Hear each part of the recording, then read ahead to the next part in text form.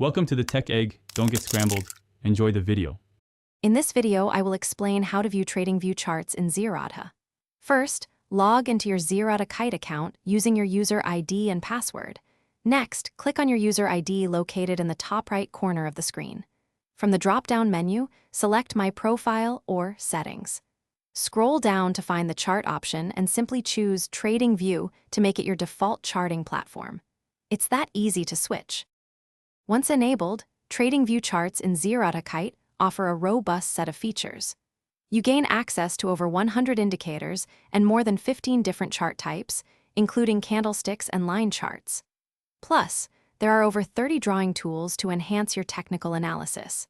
A great advantage is the ability to view multiple charts at once, allowing you to analyze different timeframes like 1 day, 30 minutes, and 15 minutes simultaneously for a comprehensive market perspective. Zerodha's Trade from Charts feature, integrated with TradingView, streamlines your trading workflow.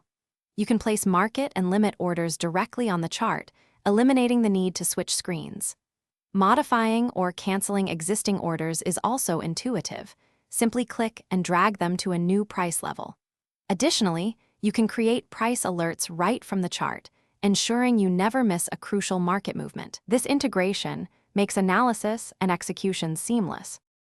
TradingView charts offer a superior experience with their advanced interface and extensive customization options, allowing you to tailor your charting environment. They provide a significantly broader range of technical indicators and drawing tools compared to other platforms, empowering more in-depth analysis. This comprehensive suite of features makes TradingView a popular choice for traders seeking powerful analytical capabilities within Zerodha Kite. For more great reads and other deals, check out the links in the description below. Thanks for watching. Consider subscribing if I helped unscramble your problems.